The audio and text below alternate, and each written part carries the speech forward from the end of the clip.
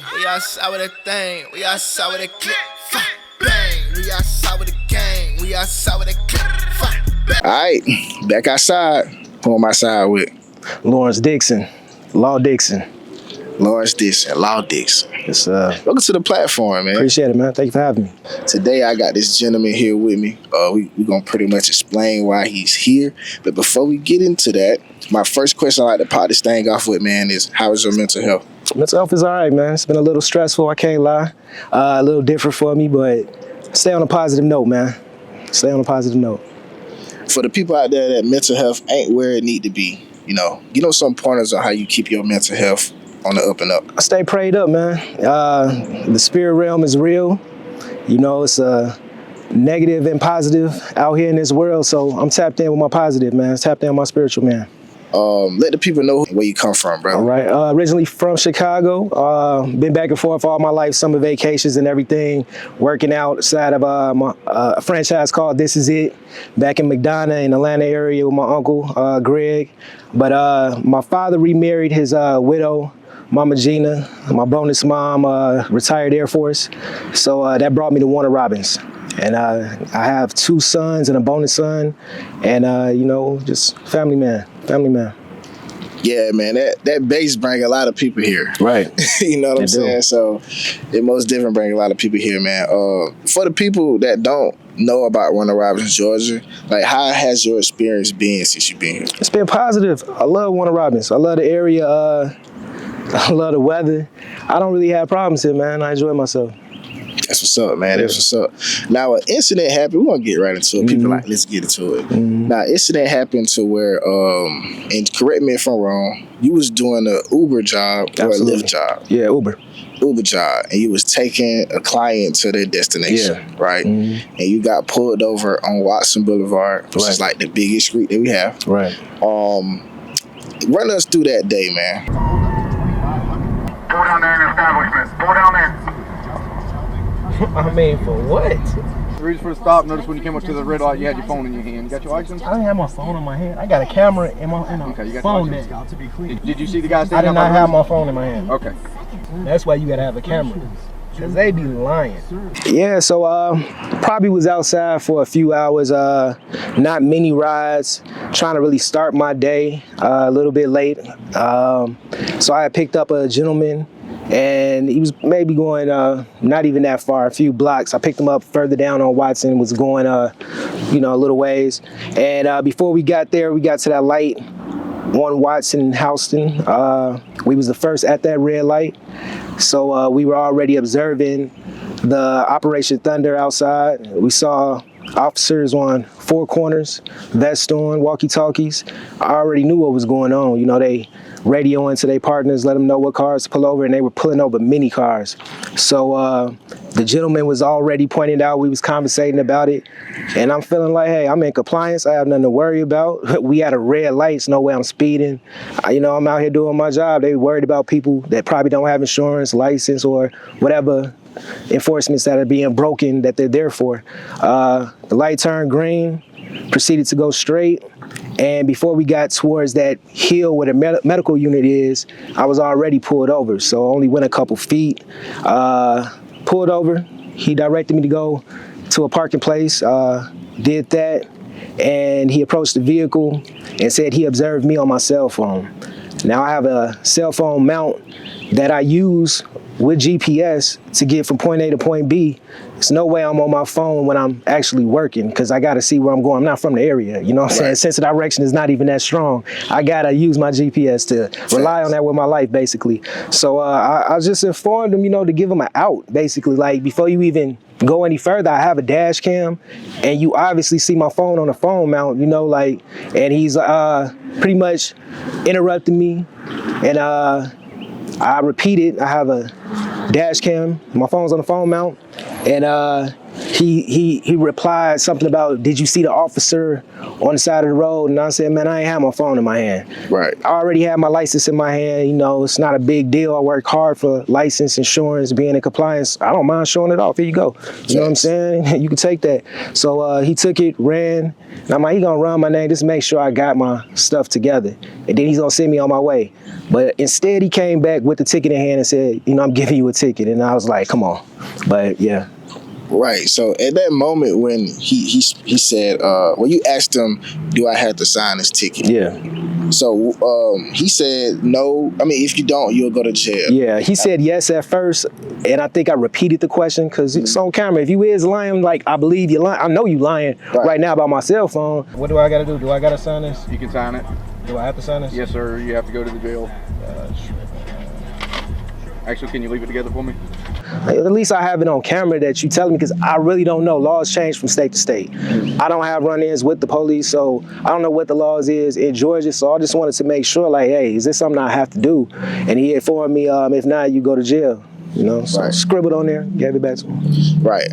Now, I'm not the savviest in the law. You know what I'm saying? Since that experience, did you gain information on if you didn't sign a ticket, would you be going to jail, or you think he was just saying? Yes, I have. So in the state of Georgia, signing a ticket is not an admission of guilt. And I believe a lot of people in the comments had that wrong. You do not have to sign the ticket, That's not the right information. Signing the ticket is not an admission of guilt. It's saying that you received a copy of the receipt and you'll get your sentencing when you go to court. So absolutely sign the ticket. Don't resist signing because it's a waste of time. Now, if you want to sign sovereign citizen or whatever it may be under the duress, that's fine. You know what I'm saying? As long as you put something on the paper. But you sign that, that's not saying you're guilty, and that's really the way to go. Okay. Now, because I want to say you handled that situation very well, because other people would have just went irate because they would absolutely be like, I wasn't on my phone. They would make that very clear. Not to interrupt you. Right. When I'm being told that I'm doing something wrong, when I'm not, I'm ready to bug out. You know what I'm saying? Right. So it did take a lot not to, but at the same time, I'm imagining all the situations where these situations have went wrong. You know what I'm saying? That's the only thing that kept me calm in that situation, knowing that, and I've been in situations like that with the police, you know what I'm saying? I have a resisting arrest charge on my record now from 10 years ago that was definitely false. Right. I was already in handcuffs, already in the police station, and they put that charge on me there because I wasn't moving fast enough, because once again, at that moment, I was being arrested for something that I did not do, that I wasn't involved in, and the officers were salty because, you know, whatever the situation was, and, you know, I should have fought it then, but I was younger. It was probably when I was 25 at that time, maybe a little bit younger. So knowing what I know now is just not worth it. It's not worth it. Facts. Now, I'm gonna ask you this as well. So, getting back into the laws, like I said, I'm not the most savvy.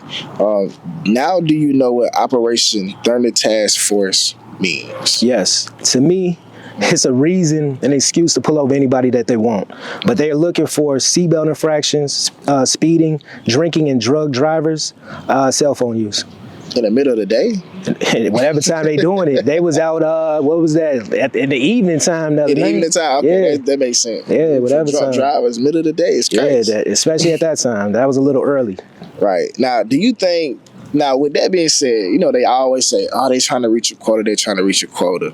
Do you feel like that what was going on? They trying to reach a quota? Not being from the area, that's what my post originally said. I was like, this is more than quota. You know what I'm saying? I've been state to state. I've never seen Georgia State Patrol or any state patrol working with local PD, but this was different branches from different places. Yeah. Perry, I believe, was there. I'm not really sure who all was there, but it was everybody. And from my understanding, it was because if anything does happen in Warner Robins, they do need a certain number of police to be available for that. So they had help, you know? Now, dating back on that day, when you made the post, you know, did you even know that your post was going to do what it did? Because you're not from the area. You know what I'm saying? So you don't have too many mutual friends in your Facebook that follow me because I'm from the area, right? Right. So did you know your post was going to shoot up like that? You just explained it completely perfectly. All my friends are basically in Chicago. I probably have a handful of people that's in this area because I really do keep to myself. So every bond that I have is gained organically, and everybody that I've met in person basically up until that happened. So no, I did not know, but I wanted the people that I did have on there that was from the area to know what was going on, you know what I'm saying? And if it reached anybody, one person that it would help, I wanted them to know. And it was a surprise that I got that reaction. And I believe that I got that reaction because it's a problem that needed to be addressed. People go through these things and they, you know, are sick of it. Yeah, and just to quote the post, you know, it did 2,400 likes and 5,000 shares, which is like real big for this area because we're a small area. Right. So it really did reach a lot of people. Right. Now, with that being said, do you think if you didn't have a video that went that viral, do you think the law enforcement would have reversed the situation that they put you in? I don't believe so, no. I don't believe so. They had what they call egg on their face at that time. Right. Because they called you personally. Yeah. Yeah, I believe it was because we called to file a complaint, and you give your number, they have a supervisor call back. So I believe that's how they contacted me. Okay. And how did that conversation go? Very apologetic, taking fault, placing blame, saying that the officer, what I heard was very robotic. He acted out of the character that he was supposed to act in. And it was at least a 40-minute conversation. At least a 40-minute. Yeah, I believe they talked me in circles and my fiance in circles to the point where we forgot what we called for. Because we actually did not place the complaint. We was ready to get off the phone by that time. Right. And they really try to talk you out of filing that complaint. They, you know, oh, we your friend, we understand, we so sorry. But we called to file a complaint and that didn't get done. So with actually filing that complaint, what type of actions did you want to take place to that gentleman that, you know? Very simple. When they're out there, they're there to discipline the people that's breaking the rules. So if you're taking or giving fault to that officer, he needs to be disciplined as well. Like, that's what y'all are there for. So who's going to police the police? The people that they do wrong have to let them know, all right, that's not how you're supposed to do it. Your supervisors have said the same thing. Now you guys need to be disciplined. And that's fine. Like, it's not about losing your job. It's about you just need some type of discipline, something that lets you know the next time that you out there, let me think about what I'm doing and how I'm handling people. Yeah, that's what you call accountability. Accountability. Yeah. You know what I'm saying? Any words from the actual gentleman? No, not at all. No words, no statements. No reach out to me. Okay. Now, you know what I'm saying, what you have in the cameras in your car, we know you do Uber. Now, on the regular, so if you wasn't doing Uber, would you have a camera? Yeah. On the dash and it'd be going? I'm a black man. Yes, sir. So would you advise everybody? Everybody. To get a camera? Yeah, it's very important. It's your word against theirs, and they have the authority where their word does stick. So the only way you could prove that, even in the accident, sometimes it's hard finding out who's at fault. It's just good to have. It's never for my passengers. It's only for police situations and accidents, you know? Right. Now, how was it gaining all this attention from this post? Because now you sitting with me, you sat with the news, sat with the president of the NAACP. NAACP. You sat with the president of the NAACP. You sat with a lot of people, maybe more people in the future. Right. How are you handling all this attention that you got from this? It's really to help the community, man. It's not about me. I feel blessed. And I know I made it home safe. You know, like I said, right when I got home, it wasn't about me. It was helping one person that might see my post, you know. So I don't care about no attention or recognition. I just want people to have a fair shot. You know, like I want when I'm outside working, I just want a fair shot to make my money and drive like I deserve from being in compliance. Yeah, that's right. You know what I'm saying? Any advice to people on the road? Have your documents together.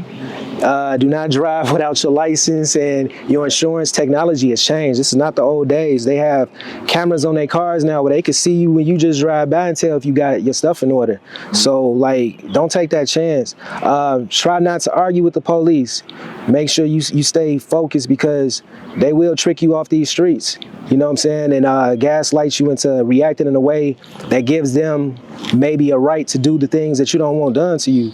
But and also get a dash cam. Get a dash cam so you can document every interaction that you have that needs to be documented.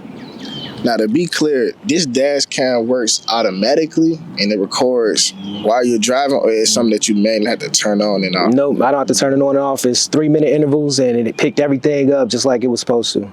Okay. Yeah. How does the storage work on the dash cam? I'm giving the people information. Yeah. So that's one thing I did not put on my affiliate account was the memory card. So it does store on a memory card, and I believe it recycles over from the very beginning. So you have time to pull what you need to pull. So I just went home, hooked up to my MacBook, grabbed that footage, and was able to place it in 2 minutes. Right. Now, what's the price range for a dash cam for the people out there? They have them at all different price ranges. Thankfully, I'm pretty good with technology. I picked a good one my first shot. I didn't have to shop around. Mine was about $200, and I do have that posted on my affiliate account. That one is out of stock. That is the Venture Pro 2, but I believe they have a Pro 4 that's available. And I recommend getting a GPS mount that detects your speed and your GPS location. Oh, okay. Come on, I'm getting the information. Yes, now, for the people out there, you know what I'm saying, let them know where to find you. If you want them to find you, you can find me. I want to stay incognito. So, no, it's Law Dixon on everything. LAWDIXON, all social media, Law Dixon. All right. Now, we close this thing out. We're going to keep it short and sweet. You know what I'm saying? But before we go, is there anything you want to promote? Anything you want to tell the people? Talk to them. I mean, not really. Just take care of yourself. Stay safe. And you know what I'm saying? One hand washes the other, and that's why I'm here. All right. Now, this your commercial. Say yourself to the people, for the people that don't know, for the people that do know, and for the people that finna find out. This your commercial. Say yourself to the people. Go. Just a hard-working man, father first. You know what I'm saying? And, you know, if you meet me, we build organically. We go from there. Law Dixon. And that's what we outside with. Yes, sir.